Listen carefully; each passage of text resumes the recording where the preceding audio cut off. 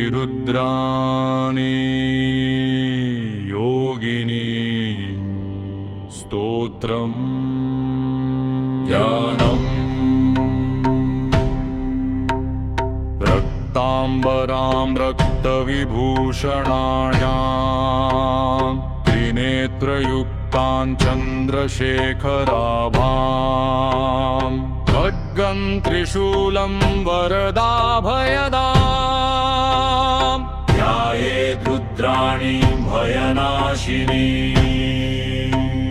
सिंहासने संस्थितां दिव्यरूपां रक्तप्रभां रुद्रतेजोरश्मिम् लेखरञ्जनकृतभक्तिसुपुष्टां वन्दे सदाहं शिवशक्तिरूपां विनियोगः।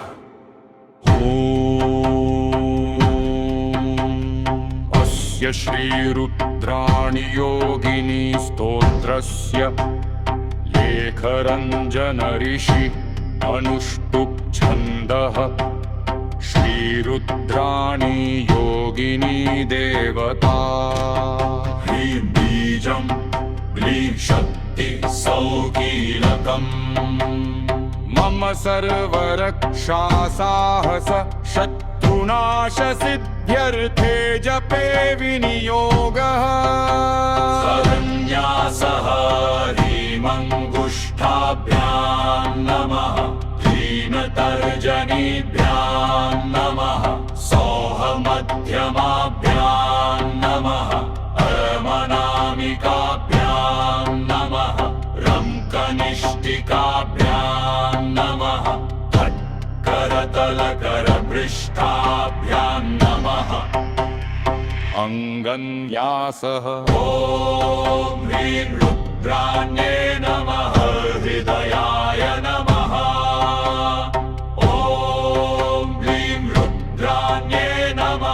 शिरसे स्वाहा ॐ सौरुद्राण्ये नमः शिखायै वषट् ॐ ऐं रुद्राण्ये नमः कवचाय हुम् ॐ रं रुद्राण्ये नमः नेत्रत्रयाय वौषट्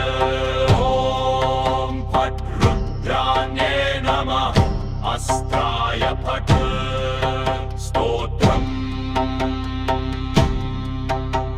नमो देव्ये रुद्ररूपिण्ये महाभयविनाशिनी कालाग्निसदृशप्रख्ये नमस्ते शिववल्लभे त्रिशूलधारिणि त्वं हि रक्तमाला विभूषिते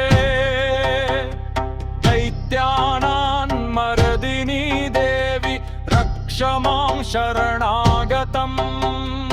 उग्रचण्डे महाभीमे शत्रुहन्त्रि परात्परे लेखरञ्जन भवतस्य कुरु कल्याणमव्ययम् कपालमालिनी देवी करालवदने शुभे त्वमेव शक्तिः सर्वत्र त्वमेव परमागतिः भूतप्रेतपिशाचादिबाधान् नाशय नाशय रोगान् शोकान् दारिद्र्यं च हर हर रुद्राणि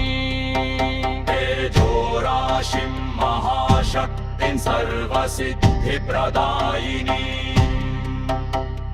भक्तानां भयहरां वन्दे रुद्राणीं नमाम्यहम् सौभाग्यं वीर्यं धैर्यं च यशो बुद्धिं च देहि मे विजयप्रदा भव देवि सर्वकार्येषु सर्वदा अन्ते मोक्षप्रदा देवि शिवसायुज्यदायिने प्रसन्ना भव मे रुद्राणि जगदीश्वरी फलश्रुति इदं स्तोत्रं पठे नित्यं भक्त्या श्रद्धा समन्वितः सर्वपापविनिर्मुक्त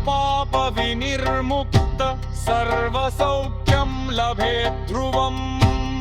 शत्रुनाशं भयशान्तिम् आयुर्वृद्धिं यशश्रिहम् धैर्यं बलं विजयं च रुद्राणि प्रसादतः त्रिसन्ध्यं यः पठेन्नित्यं वर्षमेकं निरन्तरम् सजीवन्मुक्तिभाग् भवेत् शिवलोकं स गच्छति